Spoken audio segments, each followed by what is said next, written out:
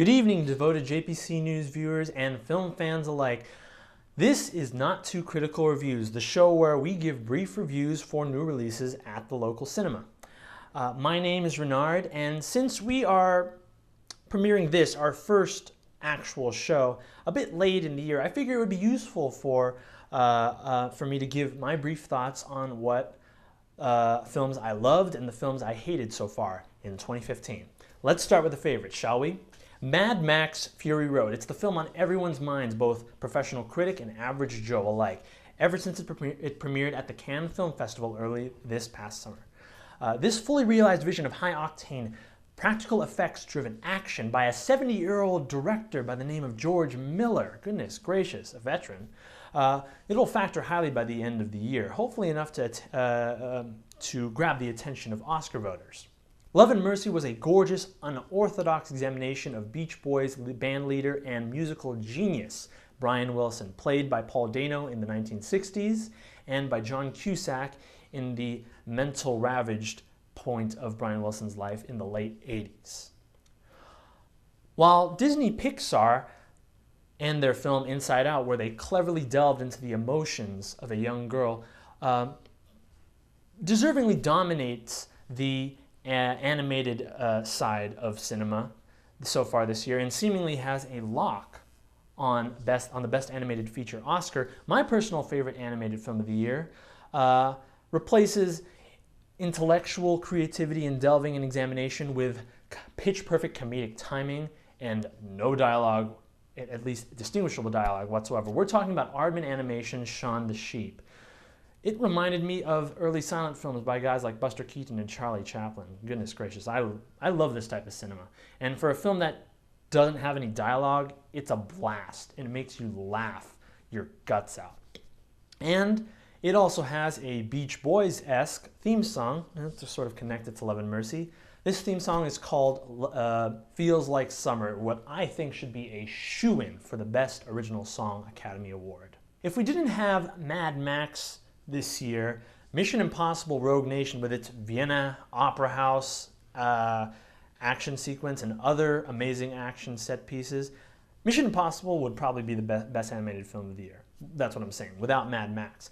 Unfortunately, because Mad Max has occupied this year, we have to settle for Mission Impossible being arguably the best Mission Impossible film in that long-running franchise starring Tom Cruise.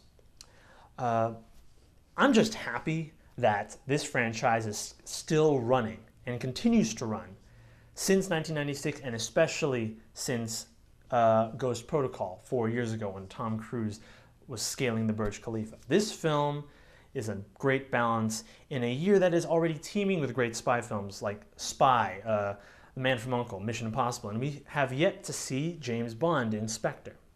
Mr. Holmes was a small British film that captures the famed detective at the beginning of his retirement years, haunted by the last case he ever took, which ended up going unsolved. Played impressively by Sir Ian McKellen, his rendition of Sherlock Holmes begs the audience to answer the question, am I willing to allow my heroes to age? Especially in this film era in which we're bombarded almost constantly by comic book heroes. On the horror/thriller side, with no supernatural horror films really impressed me so far this year, but what did was the Owen Wilson starring No Escape, which reminds us that sometimes the scariest thrills can come from being in a lost in translation situation, taking your family and trying to start life anew in a foreign country, and then you happen to find yourself, your spouse, and your 2 daughters in the middle of an anti-foreigner revolution, and all you can do is get out of the country as fast as possible before they find you and kill you.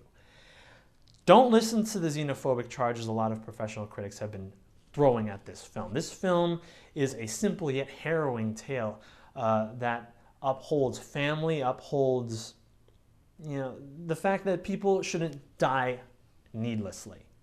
In addition to these films, this past week I was able to see 2 films that were able to finally take over for 2 placeholders that have been sitting in my top 10 for this year. The anime film When Marnie Was There, and the directorial debut of Joel Edgerton, The Gift. These two films were Pawn Sacrifice, a meditative look at American chess prodigy Bobby Fischer, played by Tobey Maguire, and his sacrifice of mental stability for a shot at becoming world chess champion.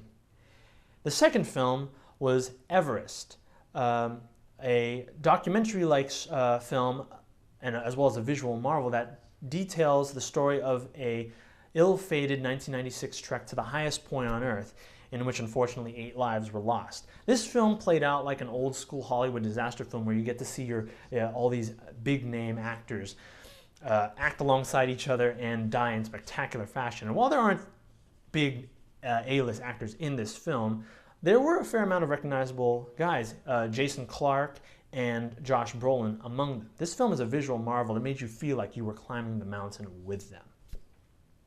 Now, unfortunately, not all films were great. In fact, some films were merely just okay, like, for example, Pixels and Fantastic Four. These two films a lot of people throw crap at for being really crappy. I think Pixels has its charms in the fact that the actors took the story seriously. It could have been a better film, but it's not the crap that people say it is. And Fantastic Four, while the act of Fox being incapable of making a good Fantastic Four movie after 4 tries, I'm including the aborted 1990s Roger Corman low-budget film in this, that part is unforgivable. The film itself, watching it, you can see a better film in it. It's more wasted potential, and it is not as bad as films that lack complete energy like We Are Your Friends, Hitman, Agent 47, The Transporter, Refueled, miscalculated efforts like Unfriended, which, while a novel concept of putting horror victims on basically a Skype message, the fact that they're all unlikable and the execution was kind of boring, it didn't work off so well. Vacation, where you see people riding off the coattails of a well-beloved comedy franchise that, while it does have a couple of sprinkles of good lessons on marriage, and sometimes, it's further proof that Ed Helms is not a leading character and that making comedy just straight disgusting poop jokes and whatnot, it doesn't make you laugh.